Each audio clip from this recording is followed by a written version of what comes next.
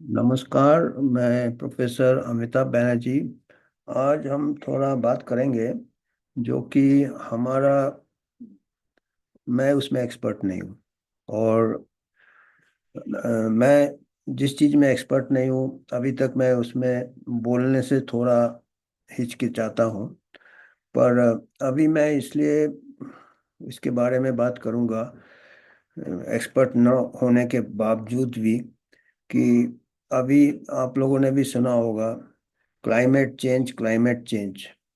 हर कुछ चीज climate change के ऊपर बोला जाता है कि अगर हम अभी से सतर्क न होए तो क्लाइमेट बहुत ज़्यादा इससे हमारा ह्यूमन लाइफ, एनिमल लाइफ, हमको काफ़ी इससे हमको इल इफेक्ट्स बहुत होंगे, नुकसान बहुत होगा। हमारा जीव जंतुओं को जीना मुश्किल हो जाएगा, हमारा जीना मुश्किल हो जाएगा, ऐसा बोला जाता है।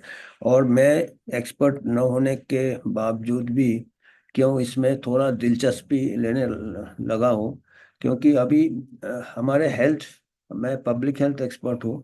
तो अभी हमारे पब्लिक हेल्थ में भी हर चीज में क्लाइमेट चेंज का डर, एक प्रकार से, कि जितने भी बीमारियां हो रहे हैं या बीमारियां का जो महामारियां आएंगे, वो क्लाइमेट चेंज के साथ उसका काफी लिंक है। तो मेरे को वही लगा कि अभी यहाँ तक कभी मैं कहीं खबर मिला था कि कहीं मेडिकल स्कूल में भी क्लाइमेट चेंज के ऊपर अलग से पढ़ाया जाएगा, डॉक्टर्स को बताया जाएगा क्लाइमेट चेंज। और बेचारा मरीज देख रहा है यार, अभी क्लाइमेट क्या चेंज हो रहा है। वो उसका ऐसे ही मेडिकल सब्जेक्ट इतना वास्ट होता है, उसमें क्लाइमेट चेंज भी पढ़ेंगे डॉक्टर्स, क्योंकि हेल्थ के ऊपर बहुत बड़ा प्रभाव पड़ेगा। ये लोग बोलते हैं क्लाइमेट चेंज का जो एक ये चला है। तो मैं फिर इसमें थोड़ा दिलचस्पी लेने लगा हूँ, क्योंकि हेल्थ का सवाल है। मैं भी इससे काफ़ी, मैंने कई वर्कशॉप अटेंड किए। 30-40 साल से ये चल रहा है। आपको याद होगा, पहले इसको कहते थे ग्लोबल वार्मिंग, कि हमारा जो अर्थ है, हमारा पृथ्वी है, वो गर्म हो रहा है, गर्म हो रहा है। काय से गर्म हो रहा है? ह्यूमन एक्टिविटी से गर्म हो रहा है, कार्बन डाइऑक्साइड एमिशन से हो रहा है, कार्बन फुटप्रिंट ये वो होता है। तो मेरे को भी लगा, हाँ ये तो बहुत ये है कि क्लाइमेट चेंज तो हो रहा है, ग्लोबल वार्मिंग हो रहा है, थोड़ा भी गर्मी होगा लगेगा क्लाइमेट चेंज हो रहा है, ग्लोबल वार्मिंग हो रहा है। आजकल नहीं बोलते ग्लोबल वार्मिंग, आजकल क्लाइमेट चेंज बोलते हैं। उसका भी मेरे को पता चला क्यों बोलते हैं। तो ये मैंने, जैसे मैंने बताया, मैं मेरे को भी कई बार मैं जाता था ऐसे कॉन्फ्रेंस अटेंड करने के लिए। उस टाइम ग्लोबल वार्मिंग कहते थे। तो मेरे को याद है 1991 में, शायद 91 में, आज से कितना साल हो गया, 35 साल पहले, मैं उस टाइम सर्विस में था। मैं को भेजा था कलकत्ता में कोई कॉन्फ्रेंस अटेंड करने ग्लोबल वार्मिंग के ऊपर। तो मैं गया था उस टाइम। तो जो एक्सपर्ट था, स्पीकर था, बंगाली था वो। और वो बता रहा था कि कितना नुकसान पहुंचा सकता है ये पृथ्वी हमारा गर्म हो रहा है। और बोला था कि बंगाल में तो मछली का काफी लोग ये रहते हैं, मछली के प्रति काफी उनका लगाव रहता है। तो उसने बोला था कि अभी आप देख रहे हैं यहाँ पे मछलियाँ इतनी मिलती है बाजार में, 10 साल बाद आपको बाजार में मछलियाँ नहीं मिलेगी, इतना असर होगा। हर मछलियों का भी सर्वाइवल मुश्किल होगा, मछलियाँ भी मिलना बंद हो जाएगा, ग्लोबल वार्मिंग होगा, ओशन ऊपर नीचे हो जाएगा, पानी गर्म हो जाए, पता नहीं क्या क्या उसने सब एक बार फ्लो में आ जाता, तो ये बोलते रहते हैं। तो मैं भी घबरा गया कि भाई मछली नहीं मिलेगा 10 साल बाद। अभी 30 साल हो गए। अभी मेरे को, पहले मेरे को 20 किलोमीटर 10 किलोमीटर मछली के लिए जाना, आजकल हर नुक्कड़ में मछलियाँ मिल रही है। तो वही मेरे को लगा कि अभी मैं जब देखता हूँ कि हर दिन मैं देखता हूँ यहाँ मछली मिल रहा है, मेरे को वही याद आता कि यार उसने तो बोला था 10 साल में मछली नहीं मिलेगा। तो मेरे को लगा यार ये तो, और ये अभी मैं एज अ पब्लिक हेल्थ क्यों लग रहा है कि मैं अभी, ये अलार्म बेल आ रहे हैं। अभी जो WHO ने भी क्लाइमेट चेंज को अपना एक मुद्दा बना लिया, और वन हेल्थ पेंडेमिक ट्रीटी, उसमें क्लाइमेट चेंज को भी डाला हुआ है, एक ट्रम्प कार्ड है। और कभी भी वो क्लाइमेट चेंज ड्यू टू हमारे हरकत से, ह्यूमन एक्टिविटी से, उनका कहना है। अभी बहुत एक्सपर्ट्स आ गए क्लाइमेट चेंज में, बहुत फंड्स मिल रहे हैं। जितने भी अभी साइंटिस्ट आ गए जो क्लाइमेट चेंज चेंज के बारे में मॉडल्स बनाते हैं और बताते हैं कि इतना डिग्री बढ़ेगा, कार्बन डाइऑक्साइड बढ़ रहा है और ये होगा, हमको कार्बन एमिशन कम करना, ये करना, वो करना। तो काफ़ी मैं सुन रहा था। और अभी पब्लिक हेल्थ वाले भी एक्सपर्ट हो गए क्लाइमेट चेंज में, हालांकि मैं नहीं हूँ एक्सपर्ट। आजकल एक्सपर्ट क्या होता है कि कुछ जार्गन जिसको कहते हैं ना, दो चार तीन चार शब्द सुन लो और बीच बीच में डालते जाओ तो आप एक्सपर्ट कहलाओगे। जैसे हम मध्य प्रदेश में पले हैं, गालियां सुन लेते थे, थोड़ी गाली दे देते तो लगता था ये दादा है। तो आजकल क्या है कि कुछ टर्म्स होते हैं, climate change, global warming, carbon emission वगैरह वगैरह, और सी लेवल, ई लेवल, एंटार्क्टिका पिघल रहा है, आइस पिघल रहा है, या कुछ जार्गन्स बोल दो तो आप एक्सपर्ट माने जाते हो। और आजकल हमारे पब्लिक हेल्थ में भी बहुत एक्सपर्ट आ गए हैं और बहुत फंड्स हैं। हमने बड़े बड़े आजकल वर्कशॉप हो रहे हैं, क्लाइमेट चेंज पे वर्कशॉप हो रहे हैं हमारे मेडिकल कॉलेजेस में, मेडिकल फ्रेटर्निटी में, क्लाइमेट चेंज के ये हो रहे हैं और बड़े बड़े एक्सपर्ट्स आ रहे हैं। तो मैं भी काफ़ी, फिर मेरे को तो एक तो फर्स्ट हैंड है, 30 साल का एक्सपीरियंस है कि भाई वो तो बोला था 10 साल में मछलियाँ नहीं दिखेगी, अभी तो मछलियाँ हर कोने में दिख रही है। तो फिर मैं एक सबसे ज़्यादा इसके बारे में जो पुश मिला था क्लाइमेट चेंज, ग्लोबल वार्मिंग को बना था, ग्लोबल वार्मिंग। तो एक 1990 में, उसी टाइम 1990 में एक अमेरिका के वाइस प्रेसिडेंट थे, एल गोरे, AL पहला नाम है, GORE, गोरे। वो वाइस प्रेसिडेंट थे, पॉलिटिशियन, बिजनेसमैन, वाइस प्रेसिडेंट। उन्होंने एक किताब लिखा था, उसमें डॉक्यूमेंट्री भी बना था, उसको ऑस्कर भी मिल गया, an inconvenient fact. Inconvenient fact में उन्होंने पूरे बताए थे ग्लोबल वार्मिंग। उस time global warming, global warming, global warming होता था। और फिर आ गए उसके साथ साइंटिस्ट आ गए, ये आ गए प्रिडिक्ट। अभी मैं देख रहा हूँ पब्लिक हेल्थ में अभी महामारी महामारी हो रहा है कि अगला महामारी, अगला महामारी। अभी तो उसमें वो ग्राफ बताते हैं कि इतना गर्म हो रहा है, इतना गर्म हो रहा है। अभी मैं इसमें एक्सपर्ट नहीं हूँ, पर अभी एक मेरे को हाथ लगा एक किताब, वो हमारे जो WHO के जो सेक्रेटरी है उन्होंने रिकमेंड किया था, उन्होंने भी पढ़ा है और मैंने भी फिर ये किताब मंगाया। वो उसका काउंटर है, किस चीज़ का, इनकन्वीनियंट ट्रूथ का काउंटर है।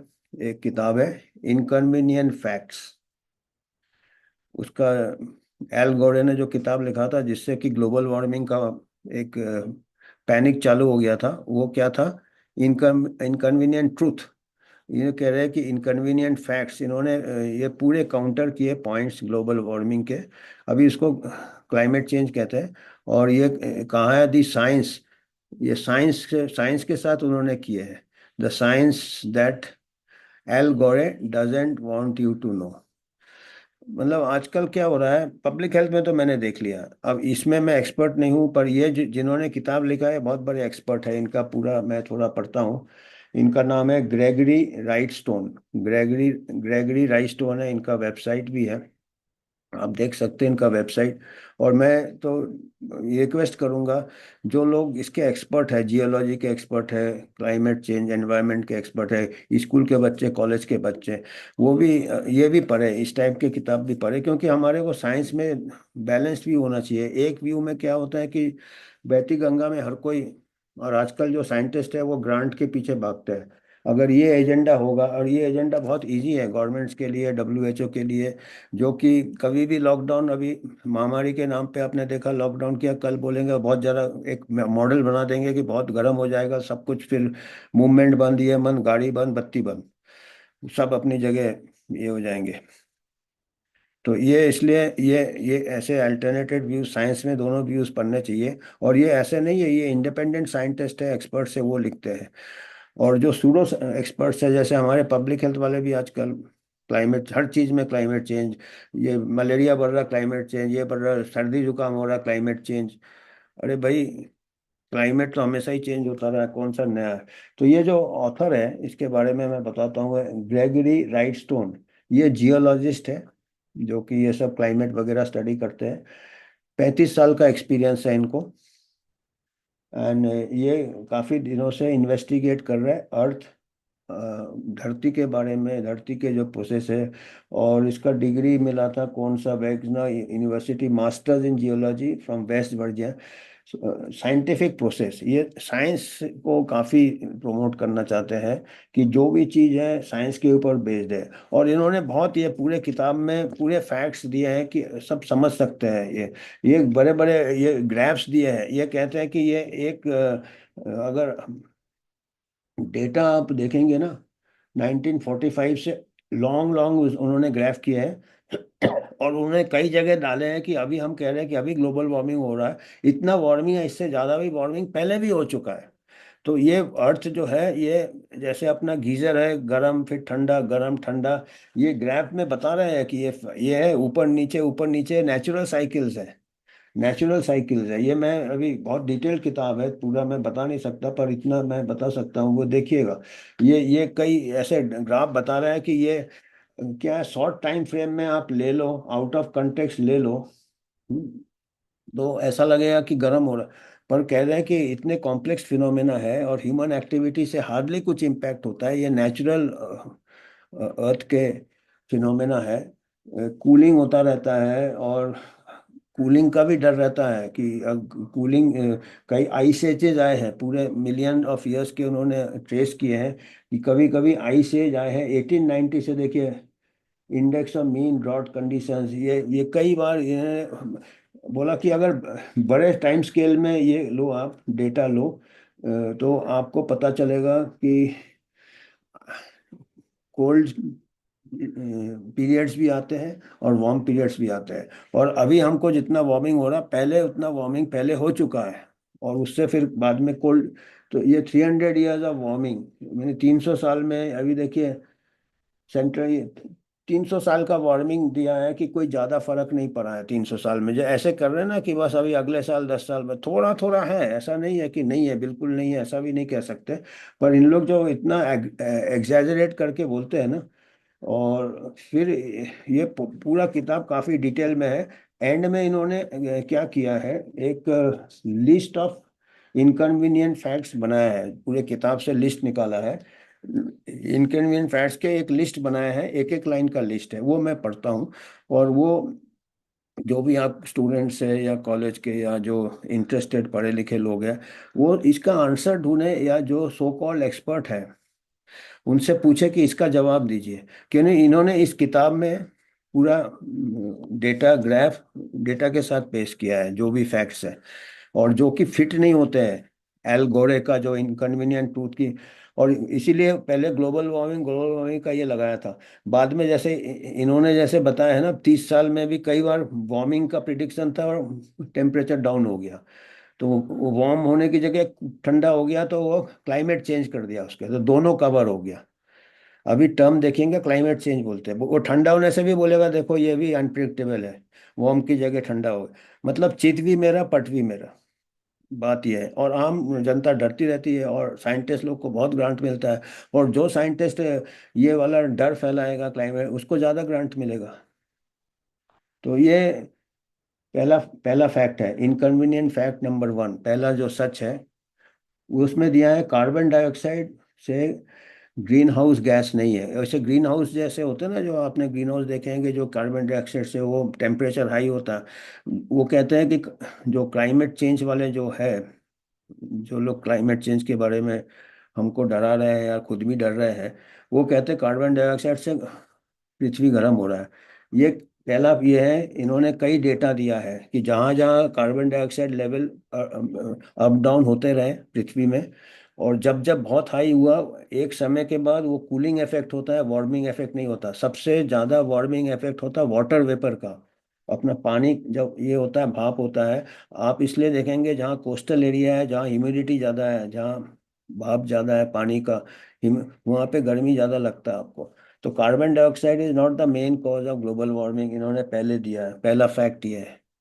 दूसरा फैक्ट ये है, जो कार्बन डाइऑक्साइड से एक लेवल आता है warming effect, carbon dioxide declines as it concentration increases. अगर कार्बन डाइऑक्साइड कॉन्सेंट्रेशन बढ़ेगा तो उसका गर्म करने की शक्ति कम हो जाता है, जैसे मैं बता रहा था।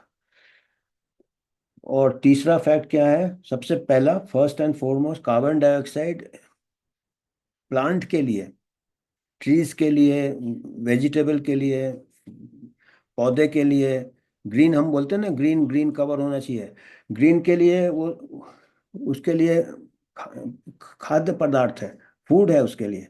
आपको मालूम है, स्कूल में भी पढ़ाते हैं, कार्बन डाइऑक्साइड फोटोसिंथेसिस में लगता है। तो आप कैसे बोल सकते हैं कि carbon dioxide is harmful for the earth, जबकि वो, अगर कार्बन डाइऑक्साइड लेवल ज़्यादा होगा तो आपका प्लांट ग्रोथ ज़्यादा होगा, प्लांट ग्रोथ ज़्यादा होगा तो आपका ग्रीन ये होगा, ग्रीन बढ़ेगा। आप इधर एक तरफ से आप अपने आप को इन लोग कंट्राडिक्ट करते, एक तरफ से बोलते हैं हमारे फॉर डिफॉरेस्टेशन हो रहा, फिर एक तरफ से बोलते कार्बन डाइऑक्साइड को कम करो। अरे कार्बन डाइऑक्साइड से ही तो वो फॉरेस्ट बनेगा ना, या प्लांट या वेजिटेबल। तो ये तीसरा फैक्ट है, कार्बन डाइऑक्साइड प्लांट का फूड है।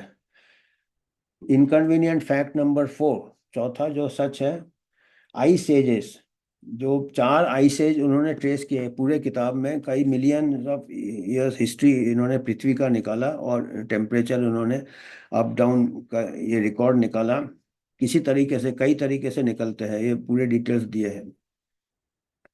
आइस एज, 4 आइस एज आए, आई एज में पृथ्वी बहुत ठंडा हो गया, ऐसे 4 आ गए। और वो कब हुए, जब कार्बन डाइऑक्साइड लेवल बहुत कम हो गया। तो ये कह रहे हैं कि अगर कार्बन डाइऑक्साइड लेवल बहुत कम हो गया तो पृथ्वी बहुत ठंडा हो जाएगा और उससे भी हमको हानि हो सकता है। तो ये चौथा ये है। और इनकन्वीनियंट फैक्ट, 5 नंबर का फैक्ट है, 140 million year trend of danger, 140 million year का इन्होंने एस्टिमेट लगाया कि कार्बन डाइऑक्साइड बहुत ज़्यादा कम हो रहा है, जो कि काफ़ी हानिकारक हो सकता है। कार्बन डाइऑक्साइड का लेवल धीरे धीरे कम हो रहा है 140 साल का। ये शॉर्ट टर्म फ्लक्चुएशन नहीं लेना है, ज़्यादा कम ज़्यादा कम। अभी जो साइंटिस्ट है ये 10-20 साल का लेता है, ये बोलता मिलियन ऑफ ईयर में देखना चाहिए, ये साइकिल बहुत लंबा होता है। और 6 नंबर फैक्ट ये है कि आज के तारीख में जो आज का पीरियड चल रहा है उसमें कार्बन डाइऑक्साइड लेवल सबसे कम है पृथ्वी के इतिहास में। क्योंकि ये क्लाइमेट चेंज वाले हल्ला करते हैं कार्बन डाइऑक्साइड का, कार्बन एमिशन, कार्बन फुटप्रिंट, ये कहते हैं कि आज का जो पीरी है, आज का जो ईरा है, आज का जो पीरियड है, उसमें कार्बन डाइऑक्साइड सबसे कम है दुनिया के, पृथ्वी के इतिहास में। ये छठवां ये बताते हैं। सातवां ये है, वही हमने बोला, जितना कार्बन डाइऑक्साइड होगा उतना ज्यादा प्लांट का ग्रो होगा। और प्लांट का जितना, आठवां फैक्ट है, जितना कार्बन डाइऑक्साइड होगा उतना लोगों को प्लांट फूड मिलेगा, भोजन मिलेगा। और 10 नंबर में बता रहे, और 9 नंबर है, ज्यादा कार्बन डाइऑक्साइड में आपका सॉइल भी मॉइस्ट रहेगा, फर्टिलाइजर जैसे काम करता है। और 10 नंबर है, 18 साल से वार्मिंग नहीं हुआ कहते हैं। 10वां फैक्ट ये है, 18 साल से, ये किताब कौन से साल का है मैं देखता हूँ, ये किताब छपा कब है भाई, 2017 को। तो 18 साल से ग्लोबल वार्मिंग हुआ ही नहीं, जबकि कार्बन डाइऑक्साइड का मात्रा बढ़ गया पर ग्लोबल वार्मिंग नहीं हुआ। इनका कहना है ना, carbon dioxide green house gas जैसे काम करता है, कार्बन डाइऑक्साइड लेवल बढ़ेगा तो ग्लोबल वार्मिंग हुआ। बोला 18 साल में कार्बन डाइऑक्साइड बढ़ा पर पृथ्वी का टेम्परेचर नहीं बढ़ा। 10 नंबर फैक्ट है, और हर फैक्ट का इन्होंने इसमें प्रूफ दिया है, डेटा दिया है, जो भी आप कह ले उसको, साइंस में तो प्रूफ नहीं होता पर एविडेंस होता है, जो प्रूफ भी होता है पर एविडेंस होता है, प्रूफ होता है। 11 नंबर है, कार्बन डाइऑक्साइड दूसरे विश्व युद्ध के बाद बहुत हाई हो गया था, वर्ल्ड वॉर 2 के बाद, पर दूसरे विश्व युद्ध के बाद टेम्परेचर पृथ्वी का नीचे हो गया। और 12वां फैक्ट यह है कि मॉडर्न वार्मिंग जो हुआ, अभी जो ग्लोबल वार्मिंग होता है, ये आपका मोटर कार आने के पहले और ये कोल फायर प्लांट, जितने भी मोटर कार, ऑटोमोबाइल और जो मॉडर्न वार्मिंग जो होते हैं ना, coal fire plant want, electricity generate, ये सब इसके पहले ही वार्मिंग चालू हो गया था। अभी कहते हैं ना एमिशन हो रहा है, ऑटोमोबाइल बंद करो, ये बंद करो, वो बंद करो, तो इसके पहले ही वार्मिंग चालू, मतलब ये कहते हैं कि ये ह्यूमन एक्टिविटी का बहुत कम प्रभाव पड़ता है वार्मिंग में या क्लाइमेट चेंज में। ये नेचुरल फिनोमेना है, अर्थ अपने आप एडजस्ट करता रहता है अपना टेम्परेचर, जैसे अपना गीजर करता रहता है, गर्म होगा फिर ठंडा होगा फिर गर्म होगा। और ये कहते हैं 8 लाख हजार, आठ 800,000, 800,000 साल, 800,000 साल यानी ह्यूमन एग्जिस्टेंस के पहले भी, मैंने ह्यूमन एक्टिविटी, अभी जो कहते हैं ना अभी हमारे एक्टिविटी ज्यादा हो गया इसलिए ग्लोबल वार्मिंग हो रहा है, हम ये जला रहे हैं वो जला रहे हैं फॉसिल, तो ये कह रहे हैं कि ये क्लाइमेट चेंज पहले भी होता था और हमने नहीं किया, इंसान के आने के पहले भी क्लाइमेट चेंज होता था। और ये कहते हैं कि जो इंटरग्लेशियल है, मतलब जो आइस आइस एज आता है, आइस पीरियड आता है, बिल्कुल ठंडी आता है और फिर से गर्म रहता है और फिर ठंडी आता है, इस बीच का जो पीरियड होता है उसको इंटरग्लेशियल पीरियड कहते हैं। इंटरग्लेशियल पीरियड का ड्यूरेशन क्या है, 10,000 से लेके 15,000 साल। इसका मतलब है कि अभी कोल्ड हो गया पूरा दुनिया, कोल्ड, काफी आइस ठंडा हो जाता है और फिर गर्म हो जाता है। एक ठंडा होने और दूसरे ठंडा होने के बीच का गैप 10,000 से 15,000 साल है, और अभी हम हमारा 11,000 साल हुआ है पिछला ग्लेशियल पीरियड। ग्लेशियल पीरियड में आइस ठंडा 10,000 साल पहले हुआ है। तो अभी हमारा वो पीरियड चल रहा है, उसके बाद फिर ठंडा होने के चांसेस हैं, और 3-4 हजार साल में। हम 10-20 साल का प्रिडिक्शन नहीं कर सकते, ये हजारों साल का प्रिडिक्शन है, ये हजारों साल के साइकिल्स है, ये बहुत लंबा इन्होंने स्टडी किया है। ये साइकिल में हमारा ये थोड़ा सा ऐसे ऐसे ऐसे ऐसे होता है, उससे हम पैनिक करते हैं या कराते हैं या खुद भी डरते हैं, दूसरे को भी डराते हैं, ये कहना है।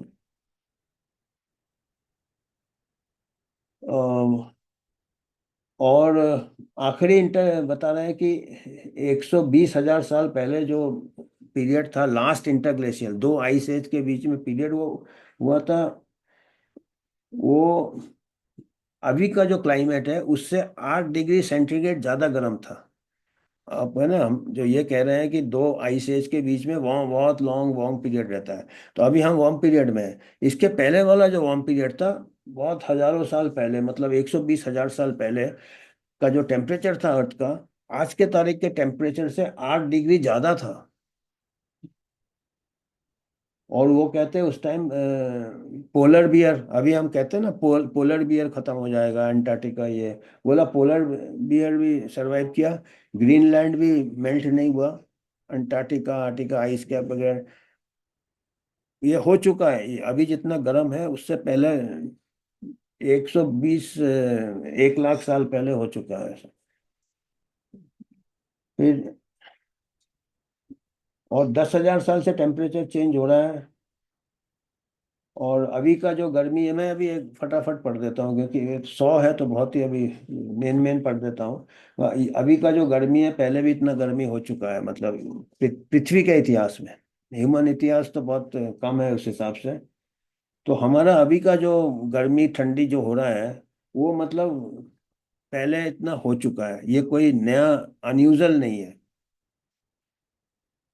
और कह रहे हैं कि अभी हम दुनिया के, पृथ्वी के हिस्ट्री में अभी one of the coldest period है, मतलब इतना गर्म नहीं है जितना, इसीलिए हम कह रहे हैं ना, इन लोग पहले, अभी देखिए अभी टर्म ग्लोबल वार्मिंग इस्तेमाल नहीं करते क्योंकि इनका पूरे मॉडल्स गलत जा रहे हैं।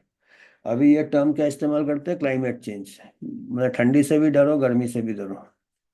Earth has not had a this cold in 250 million year के, दुनिया का इतिहास बता रहे हैं, उसमें इतना ठंडा पीरियड कभी नहीं रहा। तो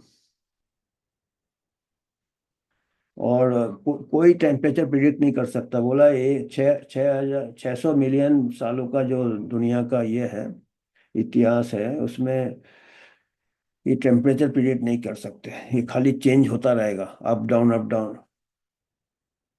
और जो एवरेज अर्थ का हिस्ट्री में आज के तारीख से 10 डिग्री ज्यादा गर्म था पहले, प्राचीन काल में। और IPCC, international panel for climate change जो है, जैसे इंटरनेशनल मॉडल्स, मॉडल बनाते हैं, ये सब मॉडल से है, ये सब प्रिडिक्शंस, रियल डेटा इन्होंने ट्रेस किए हैं। रियल डेटा, आजकल हर चीज में मॉडल बनते हैं, पेंडेमिक प्रिडिक्शन में मॉडल बन रहा है, पेंडेमिक कंट्रोल में मॉडल बन रहा है, वैक्सीन ने कितना लाइफ बचा है उसके मॉडल बन रहे हैं, एक्चुअल डेटा और ही कुछ बताता है। अब हम उसके बारे में भी एक दिन बात करेंगे कि आजकल स्टैटिस्टिक्स को कैसे सिंप्लीफाई करके, मॉडल बना के, उसको एक माया बना के दिखाया जा रहा है, वर्चुअल वर्ल्ड दिखाया जा रहा है। ट्रूथ भी कुछ अलग है, अपने मन से जो चाहते हैं, और लोगों को लगता है ये जो फैक्ट्स फिगर्स मॉडल्स ये बहुत एक्यूरेट है, जबकि ये, इसके इनपुट्स अगर ठीक नहीं होंगे तो चाहिए क्लाइमेट चेंज के मॉडल्स, चाहे पैंडेमिक के मॉडल्स, चाहे डिजीज प्रिवेंशन वैक्सीन, सब मॉडल्स ऑफ द मार्क रहते हैं। हमने भी कई बार बताया है कि हमारे जो वैक्सीन प्रिवेंट डेथ, एक्चुअल जो डेटा वर्ल्डोमीटर का ही आप डेटा देख लो, वैक्सीन रोल आउट के बाद ज़्यादा हुआ है केसेस और डेथ, और मॉडल बता रहा है कि इतने बच गए। ये तो इसमें भी वही बता रहे हैं वो तकरीबन। इसीलिए मेरे को थोड़ा दिलचस्पी हुआ कि हर जगह क्या साइंस अभी गलत मिसयूज हो रहा है क्या, और कमर्शियल रीजन, पॉलिटिकल रीजन, लोगों को कंट्रोल करने के लिए, लोगों को डराने के लिए साइंस का दुरुपयोग हो रहा है क्या। अगर फिर दूसरा ये कहते हैं, ह्यूमन एडवांसमेंट के लिए warmer is better than cooler. Earth अपने आप ठंडा होता है, अगर वार्म नहीं हुआ तो ठंडे से ज़्यादा डेवलपमेंट में नुकसान होगा। और कहते हैं कि अगर टेम्परेचर इंडस्ट्रियल रिवोल्यूशन के जितना पहले चला गया तो फैमिन और डेथ के चांसेस बढ़ जाएंगे। और खाली 0.3% ऑफ पब्लिश साइंटिस्ट, साइंटिस्ट के जो पेपर्स है, रिसर्च पेपर्स, खाली 0.3%, बहुत कम पेपर ही है जो कहते हैं कि ह्यूमन एक्टिविटी से हुआ वार्मिंग। कोई भी जो ट्रू साइंटिस्ट है वो नहीं बोल सकता है कि ह्यूमन एक्टिविटी से हार्डली इम्पैक्ट होता है, वो नेचुरल फिनोमेना है, कोल्ड वार्म कोल्ड वार्म। और कंसेंसस से ना, जैसे साइंस नहीं होता वो कह रहे हैं, कंसेंसस माने जैसे मैं कह रहा ना, आजकल हमारे पब्लिक हेल्थ वाले भी हर चीज में उनको कुछ मालूम, मेरे को नहीं मालूम है, मैं कोशिश करता फिर भी बहुत मुश्किल होता है, अलग अलग फील्ड होता है, पर वो एक फैशनेबल हो जाता है, global warming, climate change, global. और ये कार्बन डाइऑक्साइड वाला जरूरत है, और हम कह रहे हैं ग्लोबल वार्मिंग वाले या क्लाइमेट चेंज वाले कार्बन डाइऑक्साइड के ही पीछे पड़ रहे हैं। और ये स्कूल में, स्कूल के बच्चे को फिर से पूछना चाहिए टीचर को, भाई क्या है कार्बन डाइऑक्साइड, जरूरी है कि नहीं है। फॉरेस्ट फायर कम हो रहा है ये कहते हैं, हालांकि थोड़ा भी आजकल मीडिया ऐसा है कि थोड़ा भी कुछ होगा तो उसको मैग्नीफाई कर देता। और हर जगह कार्बन डाइऑक्साइड का बेनिफिट बताया है, फूड, ये कई जगह carbon dioxide, heat waves are not, heat wave भी ज़्यादा फ्रीक्वेंट नहीं है ये कह रहे हैं। फूड प्रोडक्शन है, growing seasons are lengthening, earth is becoming greener not turning into, earth ज़्यादा ग्रीन हो रहा है, रेगिस्तान नहीं हो रहा है। तो दे नो इनके हरिकेन, हरिकेन भी नहीं बढ़ा ज़्यादा, ये नहीं बढ़े। तो ये करीब 60 फैक्ट्स दिए, मैंने 100 क्यों बोले देखे, लिस्ट ऑफ इनकम 60 फैक्ट्स है। We have seen 250 years of declining hurricane, hurricane flood, ये सब कह रहे हैं पहले से कम है। आजकल एक्चुअली मीडिया कवरेज ज़्यादा है, इसलिए आम आदमी को लगता है कि बढ़ रहा है। और पोलर बियर का भी ये बढ़ गया है। पोलर बियर जो है, वो कहते हैं ना अंटार्कटिका, वो पोलर बियर खत्म है, तो पोलर बियर का जो अभी संख्या है पिछले 50 साल से सबसे ज्यादा अभी है। वहाँ का सी आइस कम हो रहा है, फिर भी पोलर बियर। और कार्बन डाइऑक्साइड का समुद्र के पीएच के साथ कोई कनेक्शन नहीं है। और जो समुद्र है ये एसिडिक नहीं बन गया है, 15 टाइम्स मॉडर्न। अभी का कहते हैं ना, कार्बन डाइऑक्साइड होगा तो समुद्र एसिडिक हो जाएगा, मछली मर जाएंगे, जो हमने कहा था ना 30 साल पहले कहा था कि 10 साल बाद मछली नहीं मिलेगा, अभी हमको हर कोने में मछली मिल रहा है। तो वो कह रहे हैं कि एसिडिक नहीं हुआ, कार्बन डाइऑक्साइड से समुद्र एसिडिक नहीं हुआ, और इससे आज का जो कार्बन डाइऑक्साइड लेवल है, पहले 15 गुना ज़्यादा लेवल हो चुका है इस पृथ्वी में, फिर भी समुद्र का कोई फर्क नहीं पड़ा। और सी लेवल कह रहे हैं ना, वो आइस कैप पिघल रहा है तो समुद्र बढ़ रहा है, तो हमारे सब समुद्र के कवर कर लेगा लैंड को। तो वो कह रहे हैं कि ये जो सी लेवल का जो लेवल 15,000 साल से बढ़ रहा है, ऐसा नहीं कि अभी इतना जल्दी बढ़ रहा है। और ये कह रहे हैं कि ऊपर का जो north polar cap ice cap पिघलने से सी लेवल नहीं बढ़ेगा। और अंटार्कटिका ठंडा हो रहा है, वो कह रहे हैं ना, अंटार्कटिका आइस मेल्ट हो रहा। अभी कह रहे हैं कि ये कह रहे हैं कि अंटार्कटिका आइस मास बढ़ रहा है।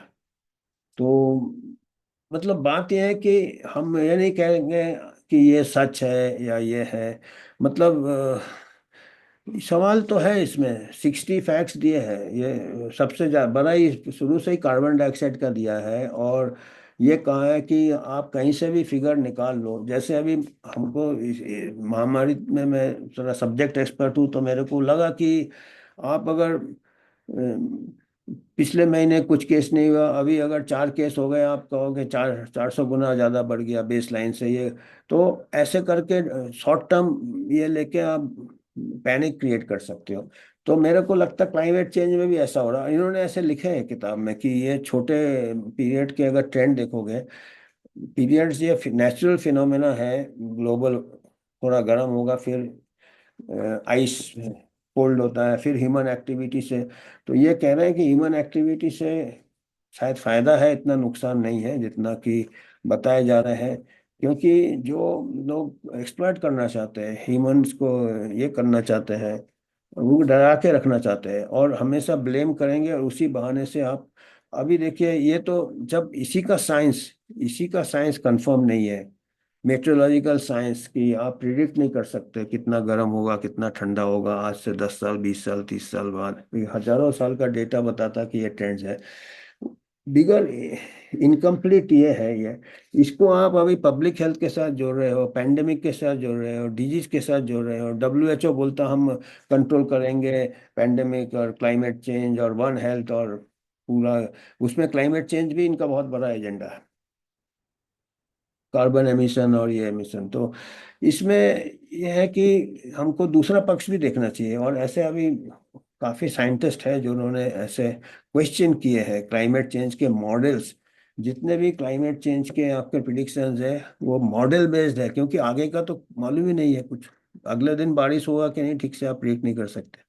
तो आप 100 साल आगे, 10 साल आगे, 30 साल आगे, हमारे जो बच्चे वो इनहेरिट करेंगे, हम अर्थ को ऐसे कर रहे हैं वैसे कर रहे हैं, ये सब गिल्ट फीलिंग भी ले आते हैं। तो मैं तो एक्सपर्ट नहीं हूँ, तो मैं ये है कि अभी सवाल मालूम होना चाहिए क्या क्या सवाल करने चाहिए। तो ये सवाल मेरी इनके साइट में भी देख सकते हैं आप। इनका वेबसाइट है, अ, देखता हूँ मैं इनका वेबसाइट का, मैं दे दूंगा आपका वीडियो के लिंक में, इनका वेबसाइट दे दूंगा। वेबसाइट है इनकन्वीनियंट फैक्ट्स कंटिन्यूस में .xyz, inconvenientfacts.xyz। 220 का प्रिंटिंग है, 20। तो मेरे को ये आज बात करना था, जो चीज़ में मेरे को जानकारी नहीं है, मैं सोचा आप लोगों से कोई जानकार है तो इसको आगे ले जा सकता है। तो आज इतना ही कहना था, धन्यवाद।